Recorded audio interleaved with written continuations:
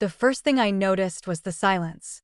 Not the kind you get in operating rooms or quiet wards, but the stunned, almost cinematic kind, the kind that fills a room when someone powerful suddenly drops.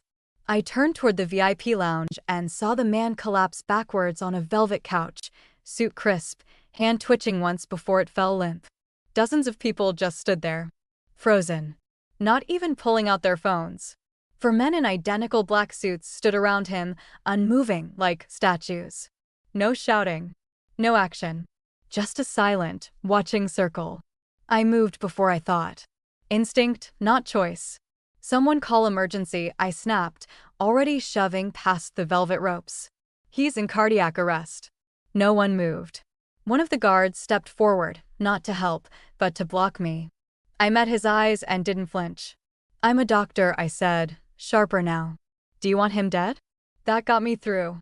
The man on the couch, mid-50s, tailored pinstripe suit, perfectly styled hair, even ashen, didn't look like someone who should drop without warning. I checked his pulse. Nothing. No rise in his chest. No airway obstruction. Just dead weight. I laced my fingers and started compressions. 1, 2, 3, 4, 30 pumps, hard and fast, counting under my breath like it was any other shift in the ER. My gloves were slick with sweat. The low hum of lounge music still played in the background, absurdly out of place. Somewhere in the crowd, a woman gasped. Still no breath. I tilted his head, gave 2 rescue breaths, went back to compressions. His chest didn't rise. Again. 30 and 2. Again. My arms burned. I wasn't counting anymore, just praying. And then a twitch. His fingers curled. His chest jerked. He gasped like someone surfacing from underwater after days. I eased him into the recovery position. He coughed violently, eyes flying open, black, glassy, unfocused. "You're okay," I said softly, still checking his vitals. "Just stay with me." But his gaze sharpened, locked onto mine. Something ancient and dangerous passed through them like a current. His voice was a rasp, like gravel dragged across a steel pipe. "You saved the wrong man." I blinked. "Sir, you went into cardiac arrest. Help is on the way." His hand snapped up and grabbed my wrist with terrifying force. "Run," he hissed. "Before they get here. Run." "Who?" I whispered. But his eyes rolled back and he collapsed again, just as the doors burst open and the medics stormed in. They moved quickly, efficiently. I gave them the rundown: male, 50s, unknown cardiac history, downtime approximately 3 to 4 minutes, CPR administered, ROSC achieved.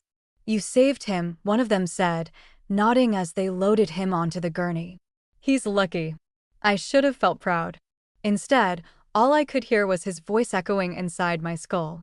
"You saved the wrong man." They asked for my statement. I gave it. They asked if he said anything. I lied. "Just disoriented babbling," I told them. But even then, even as I walked out of the casino under glittering lights and cool September air, I knew that wasn't true. That night, I barely made it back to my apartment before someone knocked on the door. Hard. Authoritative. Too familiar. And when I looked through the peephole, I didn't see uniforms. I saw suits. And I realized what Kael Sokolov meant when he said I'd saved the wrong man. The knocking didn't stop. It grew harder, sharper, like someone striking the door with the bottom of their fist in a rhythm meant to intimidate rather than announce their presence. I stayed perfectly still, one hand hovering above the deadbolt, breath caught in my throat as the memory of Kael's warning replayed in my mind. The suits through the peephole hadn't moved, both standing too close to the door, their silhouettes too rigid to be harmless. Before I could decide whether to speak or hide, the metal of the lock began to tremble as one of them tried to force it. My body reacted before my thoughts did, stepping back with a sharp inhale as adrenaline surged. The men outside murmured to each other, their voices low but impatient, and I could hear the faint metallic sound of tools being prepared. Panic clawed through my chest, my heart beat louder than their voices. Then suddenly, before they could break in, another sound came from behind me, from inside my apartment, from the shadows near my kitchen. A soft creak of floorboards, too deliberate to be the building settling. I spun around just as a dark shape moved toward me with startling speed. A hand shot out, grabbing my wrist and hauling me backward before I could scream. My back hit the wall, and my gaze collided with eyes I recognized instantly, black, sharp, still too unfocused from injury, but burning with urgency. Kael Sokolov stood in front of me, blood on his collar, breathing hard like he'd run miles on broken ribs. And the first word out of his mouth was a low, furious whisper. "Pack nothing. We leave now." I stared at him in disbelief, torn between fear, shock, and the overwhelming realization that the man I'd saved in a casino lounge hours ago was now bleeding on my hardwood floor. What are you doing here?" I managed, my voice tight with panic as he took a shaky breath and scanned the room like he expected an ambush. His suit jacket was missing, replaced by a dark shirt half-soaked in blood that looked too fresh to have come from his cardiac arrest alone. His skin was pale, the kind of paleness that came from internal bleeding or adrenaline wearing thin, or both. But his grip on my wrist was iron strong. "They'll kill you," he hissed. "Move." I shook my head, trying to pull my thoughts together long enough to form a sentence. "Kill me? Why? I don't even know you." But I didn't finish because a thunderous metallic crack shook the door behind me as the intruders tried again, harder this time. Kael's eyes snapped toward the sound, his expression darkening. "Because you saved me," he said, as though that explained everything, and because that wasn't supposed to happen. I opened my mouth to argue, tell him he was delusional, paranoid, concussed, anything, but that was the exact moment the first bullet tore through my front window. The glass exploded inward with a violent spray, shards scattering across the living room floor in a glittering arc. I screamed and ducked instinctively, heart slamming against my ribs as another round followed, splintering the wooden frame of the window. Kael didn't flinch. In one swift movement, he grabbed me by the arm, pulling me toward the back hallway. "Fire escape, now," he ordered, already moving with surprising speed for someone whose shirt was soaked in his own blood. I stumbled after him, struggling to stay upright as my socks slid on broken glass. Another gunshot echoed, tearing into the couch where I'd been standing seconds earlier. The tires screeched as the black sedan swerved onto the highway, Kael gripping the wheel with one hand while the other pressed a towel against his side. I sat in the passenger seat, breathing too fast, clutching a phone I couldn't use and a bag I hadn't packed. Every instinct screamed at me to demand answers, but his silence, sharp, brittle, held me hostage. The city lights blurred past the windows, and the deeper we drove into the night, the more it felt like we were vanishing from the world. I'd never felt further from my own life. We drove in silence for almost 30 minutes, the only sounds the soft rasp of Kael's breath and the rumble of the engine. I watched the blood seeping through the towel, darkening it with a fresh bloom every few minutes. "You need a hospital," I said, breaking the silence, even though I knew what his answer would be. "Can't," he replied through clenched teeth. "That's the first place they'll look." I shifted in my seat, trying to calm the tremor in my hands. "Who's they?" I asked, finally. "And what the hell is going on?" Kael didn't answer immediately. His knuckles whitened on the wheel as he took the next exit, heading toward the waterfront industrial area. "I'm going to tell you," he said eventually. "But you need to promise you'll listen all the way through before you panic." I almost laughed at that. Panic seemed like the only sane reaction. But I nodded, because if he didn't talk soon, I was going to lose my mind. Kael pulled the car into the shadow of an abandoned freight depot, killed the lights, and let the silence settle. He leaned back against the seat with a soft grunt of pain, eyes closing for a moment before he spoke. "My name is Kael Sokolov, and I run the Sokolov Bratva." The name landed like a punch. Everyone in the city had heard of the Bratva, Russian organized crime, old school, brutal, untouchable. Drug trade, weapons, money laundering. Every dirty corner of the city whispered the name Sokolov with a mixture of fear and reverence. And now that name was bleeding beside me in a car that smelled like smoke and adrenaline. "I thought the Sokolovs were ghosts," I murmured, still trying to fit the truth into the shape of the man beside me. "You weren't supposed to have a face. Or drop dead in a casino." Kael cracked the smallest grim smile, then winced. "Wasn't part of the plan, no." He shifted to look at me, his voice low and steady. "I was poisoned, Anya. Someone in my inner circle, Someone I trusted tried to kill me. I blinked, stunned all over again. Poisoned, I repeated. But why? He hesitated. Because I was planning to dismantle everything, he said. And they found out. The confession didn't make sense at first. A mafia boss trying to take down his own empire? That wasn't redemption, it was suicide. Kael must have seen the disbelief on my face because he nodded slowly, like he'd been expecting it. 2 years ago, I started working with Interpol under a conditional immunity deal, he said. Not because I'm noble, but because my second-in-command, Victor Levin, started making moves that made me realize the whole house of cards was about to collapse. Victor, I repeated, the name anchoring something in my memory. He's the one who tried to kill you? Kael nodded. He's been waiting for a moment of weakness. The poisoning was his way of making sure I didn't get to hand over what I have. And what do you have? I asked, afraid of the answer. Kael exhaled slowly, grimacing as he shifted to open the glove compartment. Inside was a thin black case and a thumb drive. Evidence, he said. Financials, contracts, communications, proof that ties every arm of the Bratva to over 24 federal crimes. I stared at the case like it was radioactive. Why me? I asked. Why did you come to me? He looked at me then, really looked, and for the first time, I saw something fragile in his expression. Because you saved me, he said quietly. And because that wasn't supposed to happen. My breath caught as the implications began to form in my head. You mean, you were ready to die? Kael gave a slow, almost imperceptible nod. It was safer that way. The transfer of the files was set to trigger upon my death. He paused, letting the words settle. But your CPR reset the timer. And now everything's compromised. I swallowed hard, my pulse pounding in my ears. So now what? We run. Kael shook his head. We regroup. Victor thinks I'm dead or dying. That gives us time. He handed me the thumb drive. But if anything happens to me, that needs to get to my contact at Interpol. I stared at it like it might bite. Why me? I whispered again. Because I trust you more than anyone I have left, Kael said. And that's either the best decision I've ever made or the last. His honesty hit harder than I expected. I wanted to yell, to scream at him for dragging me into this, for appending my life because I tried to save a stranger. But the truth was, I'd made a choice that night, one that couldn't be undone. The moment I pressed my hands to his chest and willed him back, I stepped into his world. And now I had to survive in it. Kael leaned his head back against the seat, eyes fluttering closed as exhaustion pulled at him. His breathing had grown shallow, and I could tell he was close to crashing. We need to clean that wound, I said, forcing my brain into clinical mode. You've lost too much blood. There's a kit in the trunk, he murmured. And a burner phone. If I go under, use it.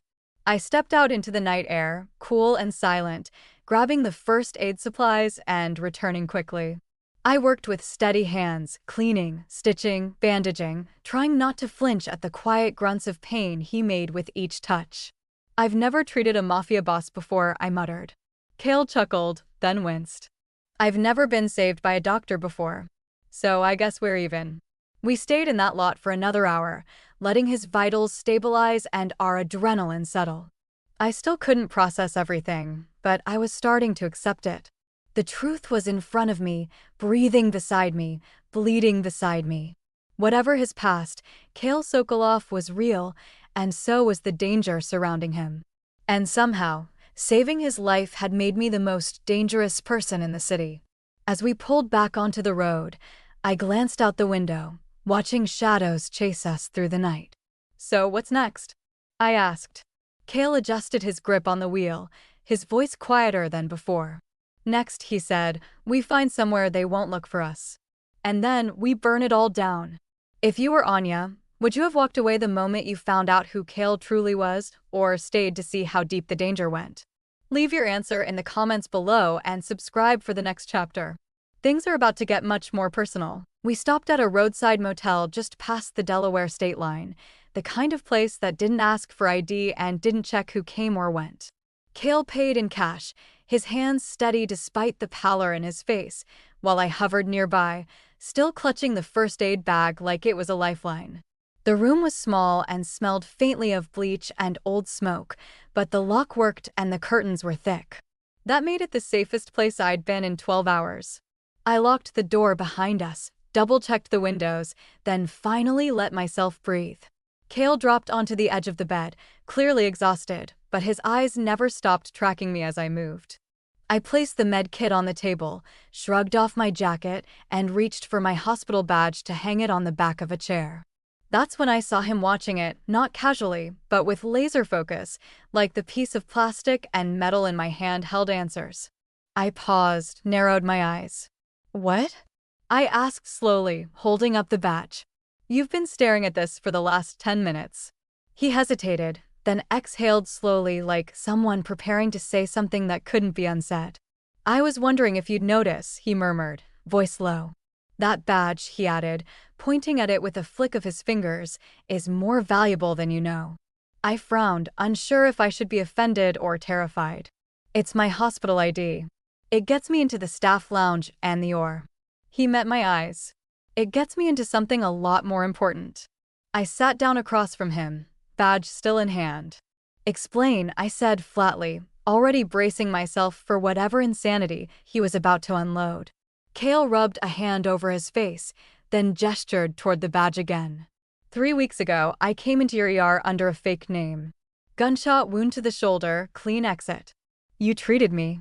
I blinked. "No, I didn't," I said, but my voice faltered at the end. He tilted his head. "You were on rotation. You didn't remember me because I didn't want you to."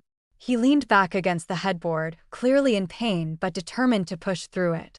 "But while you were stitching me up, my guy installed facial recognition software that mapped your ID badge, embedded a cipher."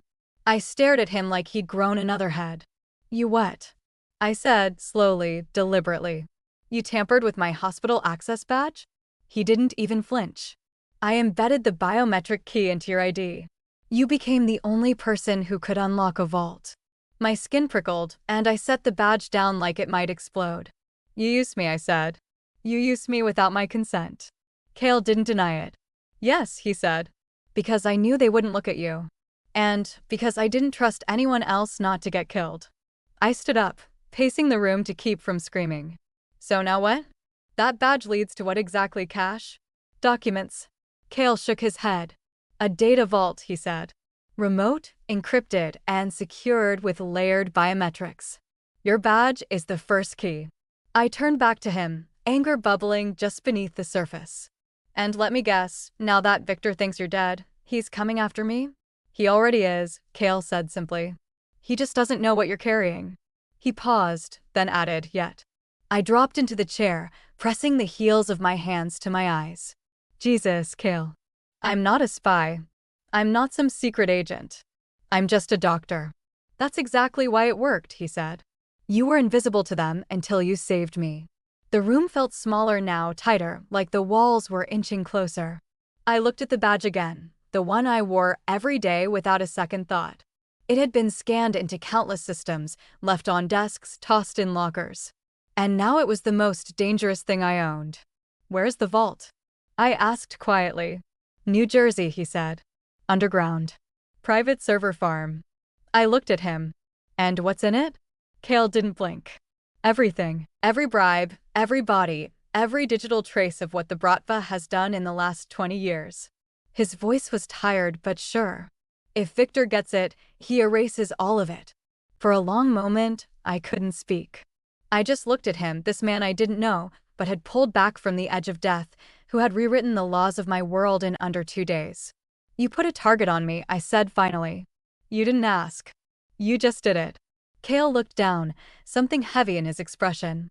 "Because I knew I wouldn't make it to the end," he said. "And I needed someone who would." I hated that it almost made sense. That part of me, despite the betrayal, understood the logic. "You thought you were going to die in that casino," I said. "I was supposed to," he replied. "But you ruined the plan." I exhaled a shaky breath. "You're welcome." Kael smiled faintly, then winced as pain lanced through his side. "Now we have to improvise," he muttered.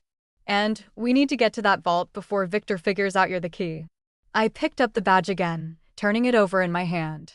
"So I'm not just a witness," I said. I'm a walking vault code. Yes, Kael said. And right now, that makes you more valuable and more vulnerable than anyone else in this city. I leaned back in the chair, staring at the water-stained ceiling. My life had exploded in 48 hours, and now it was a data drive away from detonating again. I'd never asked for this. But here I was. Kael's phone buzzed, a burner, and he checked it with a grim expression. "They're sweeping hospitals," he said. "Looking for you." I stood up slowly. "Then we don't have time." "We leave at first light," he said. "And until then, you don't leave this room." I nodded, resigned. There was no going back now. Not to my job, my apartment, my old life. The badge in my hand weighed more than anything I'd ever carried. And for better or worse, I was in this until the end. The morning news hit like a grenade. Kael was asleep or unconscious. It was hard to tell the difference anymore. Sprawled on the motel bed, skin clammy with sweat. I sat cross-legged on the floor, staring at my phone screen with a sinking stomach as the local broadcast cycled through images. First, a grainy security camera still from the casino. Then a freeze frame of me mid-compression, hands on Kael's chest, jaw set, eyes narrowed in concentration. And the headline below it, "Mysterious Woman Revives Syndicate Kingpin." Who is she? I didn't have to read the captions to know what they were implying. A reporter's voice played over dramatic footage, labeling me as an unidentified female associate, suggesting I was involved in the organized crime network, perhaps romantically entangled with Kael Sokolov himself. The images weren't doctored, they didn't need to be. All Victor had to do was let the truth bend in the right direction, and the world would do the rest. My CPR had been public. Someone had filmed it. And now it was being weaponized. Kael stirred, coughing weakly before propping himself up against the headboard with visible effort. "They're pushing the narrative," he rasped, eyes scanning the screen. "Victor wants you to look like a co-conspirator, not a doctor." I muted the volume, unable to stand the sound of my own name being dragged across headlines I hadn't asked for. "It's working," I whispered. "I've already missed 2 calls from the hospital's legal department." Kael rubbed a trembling hand over his jaw. "He'll go after your reputation first. Your livelihood. Then your safety." I didn't reply because I already knew. I'd watched a smear campaign unravel in real time, and now I was the headline. "They suspended me," I said finally. "Pending review." Kael didn't respond, just reached for the water on the bedside table with a hand that barely steadied. I moved to help him, carefully steadying the glass against his lips as he drank. His fever was back, higher this time, and the shallow rise and fall of his chest worried me more than I was willing to say aloud. "How long since your last dose of antidote?" I asked, trying to keep my voice clinical. "Too long," he muttered, shutting his eyes. "Didn't want to waste it." I cursed under my breath and pulled the med bag from beneath the bed. I'd been keeping track, dosing him with what we had, but supplies were limited and time was cruel. Kael was stronger than most people would be in his condition, but even resilience had limits. I injected him carefully, watching the slight twitch in his muscles as the medication hit his bloodstream. "You need real monitoring," I said. "You need a hospital." His laugh was dry, cracked. "So I can be arrested, stabbed, or poisoned again," he said. "No thanks."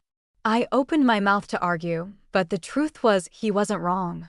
The outside world wasn't safe for either of us. Not anymore. We stayed off-grid for the rest of the day, hopping from burner phone to burner phone, each one only used once before being destroyed. Kael barely moved from the bed, his body fighting the poison with more stubbornness than strength now. I checked his vitals on a loop, changed dressings, administered fluids. But every hour that passed tightened the noose around us both. We weren't just hiding. We were waiting to be found. By sundown, the ripple effect had grown wider. Anonymous sources, likely Victor's men, leaked surveillance stills from the ER 3 weeks ago, showing Kael walking through the hospital in plain clothes. The timestamp matched the date he said he'd been admitted under a fake name. I was in one of the frames too, blurry but identifiable, speaking with a nurse, holding a chart, completely unaware I was treating a man planning a silent coup. The story had a hook now. She knew him, the networks claimed. She'd seen him before.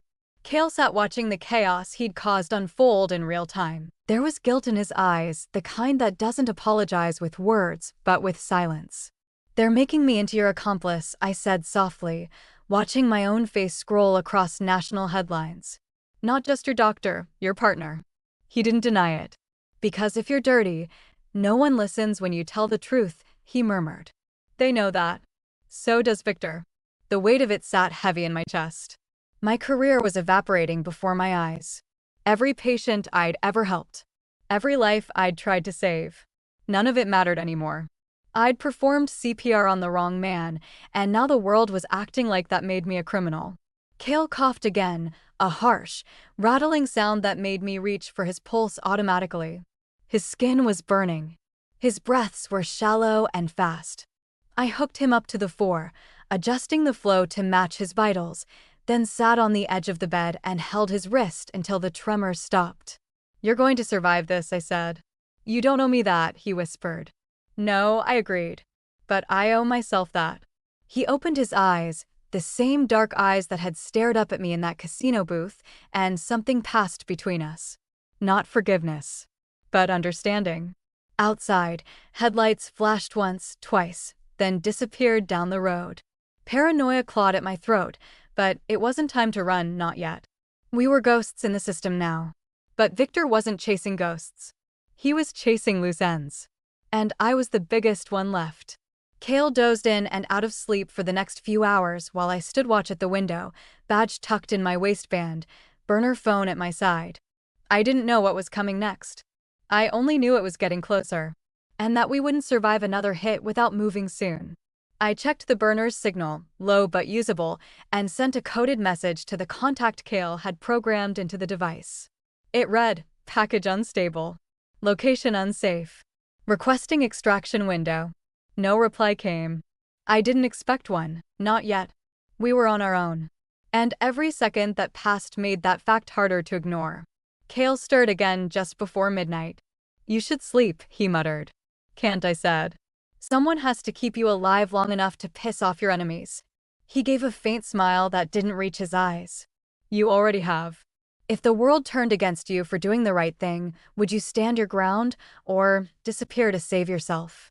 Let us know in the comments, and don't forget to subscribe so you don't miss Chapter 6, where secrets come to light and trust is put to the test.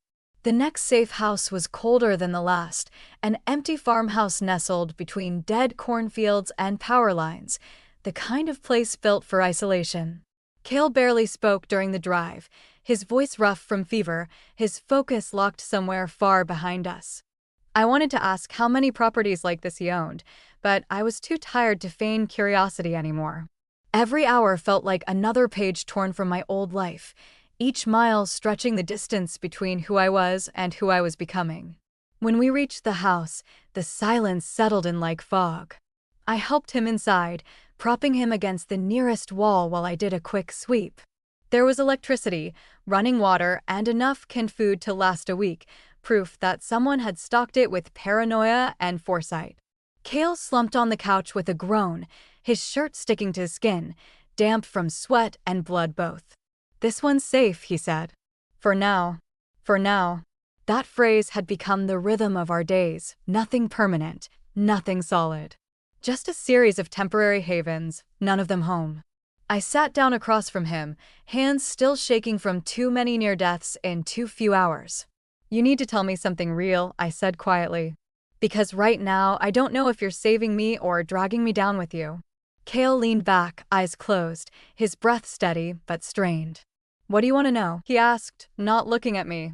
"Anything that doesn't feel like a half-truth," I replied. "I need to know if I'm risking my life for someone who deserves it." His silence wasn't defensive, it was tired, maybe ashamed. "Then I guess it's time I tell you about the bookstore." That name meant nothing to me at first, just another vague reference in a string of cryptic breadcrumbs. "What bookstore?" I asked. He opened his eyes slowly, the weight in them landing harder than I expected. 3 years ago, he said, I ordered a hit on a journalist. His name was Anton Reyes. He ran a small bookstore on the side, used it as a front to print his own reports. I froze. The name hit like a jolt of static through my chest. Reyes. I said, blinking. He came into my ER the night he was shot. Kael looked at me with grim recognition. He lived, I added. Barely. But he lived. His jaw tightened, and I could see the guilt settle deeper into the lines of his face. I didn't know you treated him, Kael said quietly. But the hit was mine. I stood up, the motion abrupt, my pulse pounding in my throat. He was barely breathing when they brought him in. His wife was sobbing in the hallway. She kept saying he was trying to do something good. Kael nodded once, slow and pained. He was, he said. And I tried to silence him for it. I paced the length of the room, needing motion to cut through the storm inside me. You tried to kill a man for telling the truth, I snapped. And now you're trying to wear that same truth like armor? I'm not asking for forgiveness, he said, not raising his voice. But I am telling you that I remember every name. His voice cracked on the last word, and I stopped pacing. That's why I started documenting everything, because I couldn't keep pretending I wasn't accountable. Reyes was the turning point. The first time the blood didn't feel like business, it felt like failure. I sat down again, slowly, my limbs buzzing with conflict. So you're saying you changed? I asked. Because of one man? Kael gave a faint, bitter laugh. No, he said. I'm saying I started to change.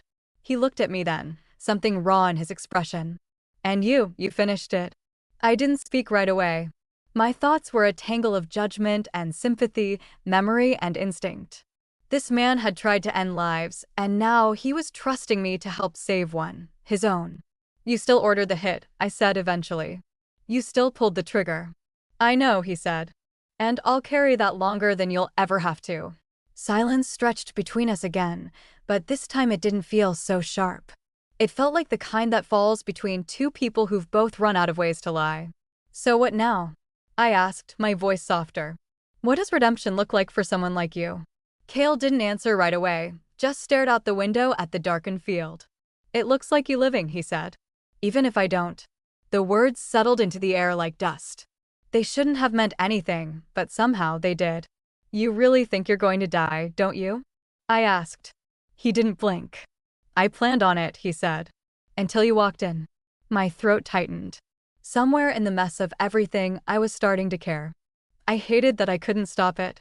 I hated even more that he knew it. I should hate you, I said, more to myself than him. You probably do, he replied. But you also haven't left. I didn't know what that meant. Not yet. Maybe not ever. But I didn't move. I didn't leave, I echoed. And I'm not planning to. Kael exhaled like he'd been holding that breath for weeks. Then let me earn it, he said. The trust. The second chance. All of it. He closed his eyes. Even if it kills me.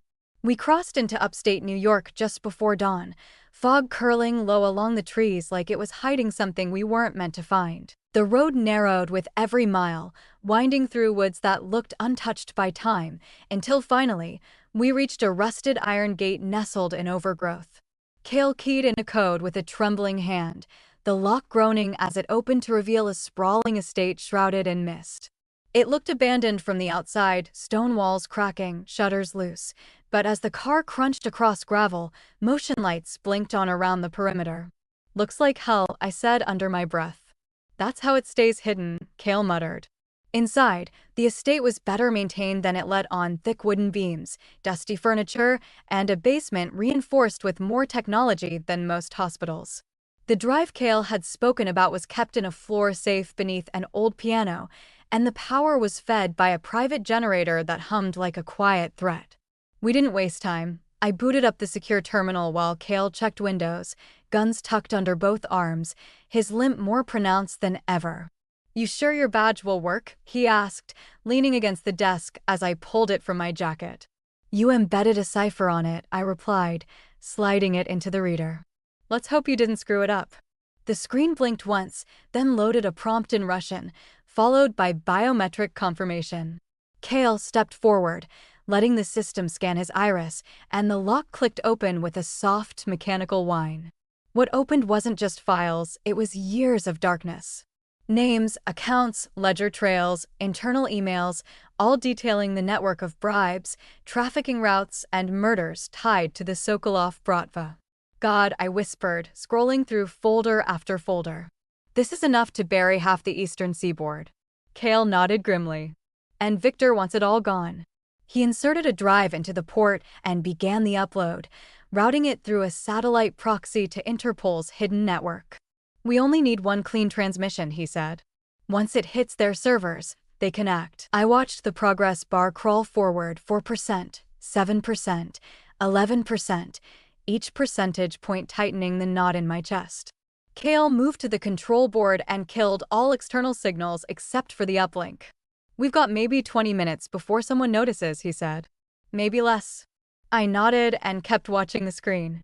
Can't we just copy the files and run? I asked. Too risky. Victor will keep hunting until he's sure it's destroyed. The tension hung heavy between us as Kael pulled down the blackout blinds and laid out weapons like it was routine. There's a panic room upstairs, 3rd floor, he said. Steel walls, no signals, hidden exit under the floorboards. You expect me to hide? I asked. He looked at me for a long moment. I expect you to survive. The upload reached 48% when Kael's expression shifted, his head snapping toward the window. He moved fast, killing the interior lights just as headlights swept across the tree-line. They found us, he said. Already? I breathed. He nodded once. The signal gave us away. Outside, the gravel crunched again as 3 SUVs pulled onto the drive, headlights cutting through the fog like knives. We ducked low as the first round of footsteps crunched against the porch, boots moving with practiced discipline. They're coming in fast, Kael muttered, sliding a handgun across the desk to me. Ever fired one? No, I whispered. Then keep your finger off the trigger until you mean it. Glass shattered in the hallway as the first man broke through, masked, armed, ruthless. Kael fired once, dropping him clean, then bolted the reinforced door shut. Upstairs, he barked. Get to the panic room. I hesitated, watching the upload hit 66%, then looked back at him. I'm not leaving you. You have to, he said. That drive can't fall into their hands.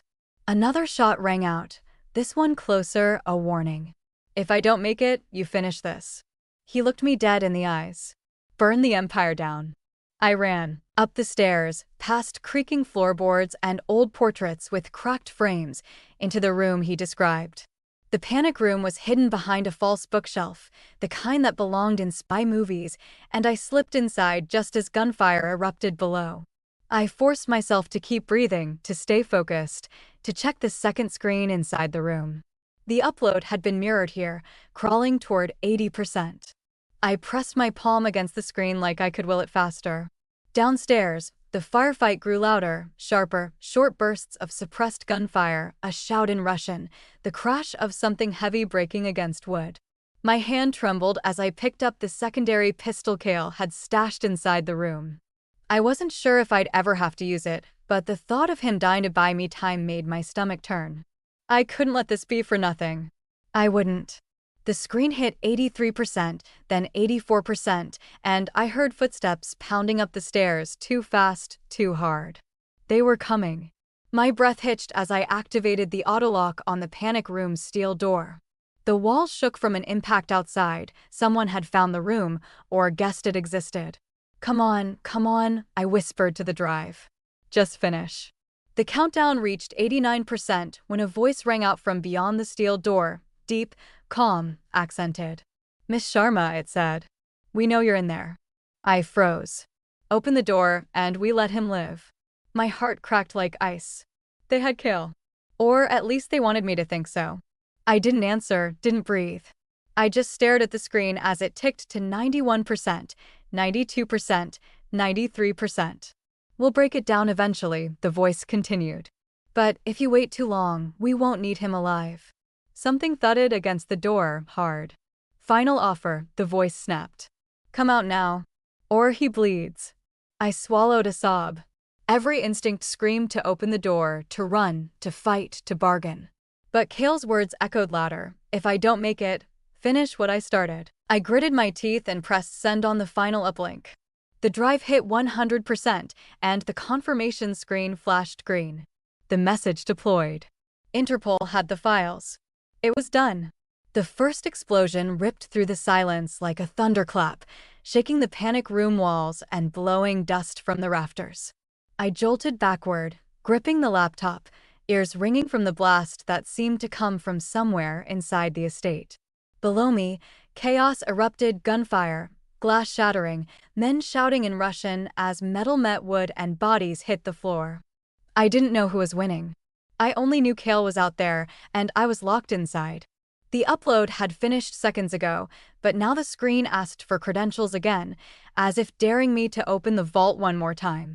I stared at it, heart racing, when the steel door buckled once, twice, then finally cracked open. Smoke curled through the edges, and then a boot slammed into it, tearing it off its hinges. I raised the pistol, but it was ripped from my hands before I could fire. Two men grabbed me, dragging me out like I weighed nothing. My vision blurred as they hauled me downstairs, through rooms that were barely recognizable in the smoke and debris. Furniture was overturned, blood splattered across the floor, and Kael was slumped near the fireplace, blood soaking his chest, eyes barely open. I screamed his name, but one of the men shoved me forward, forcing me to my knees beside a shattered table. Across the room, Victor Levin stepped through the wreckage like a man walking into his kingdom. His suit was spotless, his expression calm, and in his hand was Kael's encrypted laptop. "Miss Sharma," he said, his voice smooth, detached, like we were business associates meeting over drinks. "You've caused me quite a few problems." I didn't speak. I couldn't. My eyes were locked on Kael's chest, trying to track his breathing, searching for any sign that he was still tethered to life. "You're going to fix one of them," Victor continued, nodding to the laptop. "Unlock the files." I didn't move. One of the guards pressed the cold barrel of a gun to Kael's temple. "Now," Victor said, his tone sharper, edged with warning. My heart thudded, every instinct screaming to lie, to run, to fight, but I was out of options. "Fine," I whispered. "But I'll need the laptop." He handed it to me like it meant nothing.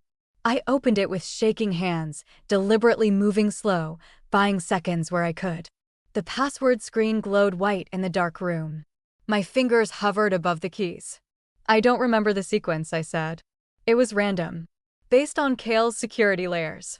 Victor's smile didn't reach his eyes. "You have 3 attempts."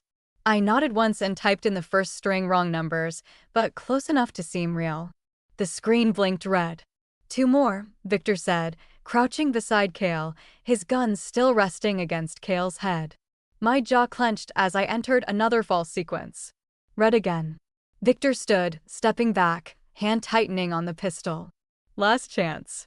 Kael stirred slightly, blood on his lips. His eyes met mine, and there was no fear, only clarity. "Do it," they said. "Finish this." I typed the final sequence, completely wrong. Account locked. Access permanently disabled. Victor went still. Then his face twisted, and he raised the gun toward me. "You arrogant little..." A deafening crack split the air, followed by another, then another, as windows shattered inward and shouts filled the compound. Victor ducked instinctively as black-clad agents poured in through the smoke, Interpol, armed and shouting in 3 languages. The gunfire erupted before anyone could speak. I dropped to the floor, shielding my head as chaos unfolded around me. One of Victor's men tried to drag me away, but was shot through the chest before he could get far. I scrambled toward Kael, crawling on all fours, the gunfire a distant roar in my ears. His breathing was shallow, skin cold. I pressed my fingers to his neck. There was a pulse, but it was weak. "Stay with me," I whispered, ripping open the med kit I'd stashed behind the broken bar. He didn't respond, but his fingers twitched. I injected a stabilizer into his thigh and began chest compressions when his breathing faltered. "Come on," I said. "Don't you dare die now. Not after everything." An Interpol agent knelt beside me, checking vitals and calling out orders in French. Another team detained Victor, pressing him to the ground as he screamed about betrayal and corruption. I barely heard it. My entire world had narrowed to Kael's heartbeat, the one I'd restarted once before. "You're not dying here," I whispered. "Not like this." Finally, his chest rose. Not from me. From him. A gasp, shaky but real. He was breathing again. I collapsed against him in relief. Paramedics swarmed the compound, and agents cleared the perimeter. I sat in the back of an ambulance, hands covered in blood that wasn't mine, watching as they loaded Kael into a gurney. He opened his eyes for a moment, blinking against the overhead lights. "You did it," he rasped. "You finished it." I nodded, my throat too tight to speak. They wheeled him away, and I wasn't sure if I'd ever see him again. But for the first time since this all began, the fear wasn't louder than the hope. The empire was crumbling, and I'd helped set the match. Could you lock away the one thing your enemies needed, even if it meant sacrificing someone you cared about? Drop your answer in the comments, and don't forget to subscribe. Chapter 9 brings the trial, the fallout, and the reckoning. 3 months later, I stood outside the federal courthouse in Manhattan, my face half covered by a scarf, though it did little to hide the way people stared. News cameras lined the steps, snapping photos every time I moved, while journalists shouted questions I had no intention of answering. "Miss Sharma, did you know Kael Sokolov was a wanted criminal when you performed CPR? Is it true you were in hiding with him for weeks? How does it feel to be part of the largest organized crime takedown in modern history?" I didn't flinch, didn't stop, didn't speak. I just walked up the marble steps, each footfall echoing like a decision I couldn't take back. Inside, the courtroom was packed, agents in suits, federal attorneys, victims' families, and reporters in every row. The prosecution had already called half a dozen witnesses, FBI analysts, financial investigators, a former Bratva enforcer turned informant. Now it was my turn. I took the stand, swore the oath, and met the eyes of a room filled with people who weren't sure whether to thank me or blame me. The truth was, I didn't know which I deserved either. I told them everything. Not just the clean, government-approved version, but the full story, from the casino floor to the last drop of blood in that broken estate. I told them about Kael's encrypted vault, about the men who hunted us, about the secrets hidden inside my badge. I told them about locking the files to keep them from Victor, even knowing Kael might not survive. I told them about saving him, not because I loved him, not because I trusted him, but because someone had to. The courtroom was silent when I finished. Even the defense attorney, who'd tried to paint me as a willing conspirator, didn't speak right away. The judge called for recess. Outside, the media exploded, my name suddenly tied to every headline from DC to Prague. I didn't check the news. I didn't need to. The verdict came fast. Kael's files had done most of the heavy lifting, linking the Sokolov Bratva to over 40 years of criminal activity across 10 countries. Dozens were arrested, politicians, cops, CEOs, judges. Entire city departments were gutted from the inside. Victor Levin would spend the rest of his life in a federal prison. Kael didn't attend the verdict. He disappeared into witness protection weeks earlier, the terms of his cooperation granting him a reduced sentence, 10 years, served under heavy supervision, location classified. No one knew where he was. No one but me. I'd received one letter and signed, postmarked from nowhere, with just 2 words inside, "Still breathing." The world kept turning, but mine didn't look the same. My medical license had been reinstated after a 3-month investigation, but the damage had been done. Some people saw me as a hero. Others saw me as compromised, a doctor who'd kept a fugitive alive, a woman who hadn't walked away when she should have. I turned down every interview, every book deal, every podcast invitation. Instead, I opened a clinic. Small, quiet, located in a worn-down part of Brooklyn most people forgot existed. We treated trauma cases, survivors of domestic violence, people with nowhere else to go. Most of my staff were volunteers. The funding came from a foundation that refused to be named. But I knew who it was. Kael hadn't just vanished. He'd left me a future. And for the first time in a long time, I felt like I'd earned it. The rain hadn't stopped for hours. It tapped a steady rhythm against the clinic's windows, soft and cold, the kind of autumn downpour that soaked through coats and left the streets smelling like metal and memory. Inside, I was restocking bandages when the bell above the front door gave its slow, tired chime. I looked up, expecting a regular, maybe one of the neighborhood mothers, or someone from the shelter nearby. But the man standing in the doorway wasn't familiar. Not at first. He stood like he didn't quite belong there, shoulders too broad for the narrow room, posture too disciplined for someone looking for help. His coat was soaked, his jaw more angular than I remembered, and the gray at his temples stood out against the black of his hair. He looked older, thinner, quieter. But then he smiled, just slightly, and the years peeled away. "Kael," I breathed, the word barely a sound. He nodded once, closing the door behind him, water pooling beneath his boots. "Didn't think you'd recognize me," he said, voice still rough around the edges, but softer than I remembered. "Didn't think I'd be back." My hands were shaking, but I didn't move. "How?" I asked. "How are you here?" "Parole," he said. "Released last month under a new name, new file, new life." He looked around the clinic, taking in the painted walls, the hand-built reception desk, the worn chairs lining the front. "Didn't expect this," he said quietly. "You built something good." I swallowed hard and forced myself to move, crossing the room slowly until we stood only feet apart. "Why now?" I asked, searching his face for answers I wasn't sure I wanted. He met my eyes without hesitation. "Because I promised," he said. "To help. If you'd have me." There was no arrogance in his tone, only quiet certainty. I remembered the last time I saw him, pale and blood-soaked on a gurney, breathing because I made him. "You shouldn't be here," I whispered, though I wasn't sure if I meant for his safety or mine. "You're supposed to be gone." "I was," he said. "But ghosts don't rest easy. Especially not the ones who owe their lives to someone else." He reached into his coat and pulled out an envelope, thick, stamped, no return address. "It's a grant," he said. "Private. Untraceable." I took it without opening it, still watching him like he might vanish again. "You really think money makes this right?" I asked. "No," he said. "But maybe it's a start." We stood there in silence, the rain outside softening into a steady hush. There was a time when I would have demanded more, apologies, explanations, reasons not to hate him. But I'd spent too many nights listening to stories in this clinic, stitching up wounds that didn't come from knives or bullets, but from people who should have known better. I knew what guilt looked like, and I knew what redemption cost. "You saved the wrong man," Kael said finally, his voice barely audible. It hit like it always had, that strange mixture of regret and reverence, like he still didn't understand why I did it.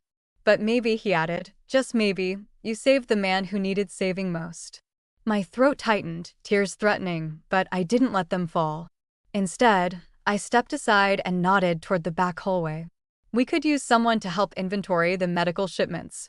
You any good at sorting chaos?" He smiled again, this time a little more like the Kael I remembered, the one who'd walked through hell and come out still standing. "I've had some practice," he said. "And I owe you more than I can ever repay." "Then don't repay it," I said. "Just help me make this place mean something." He followed me through the hallway, where the walls still held faded bulletins and hand-drawn posters from the community center next door. We didn't speak for a while. We didn't need to.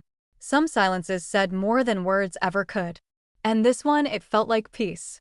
Thank you for listening to this story until the very end.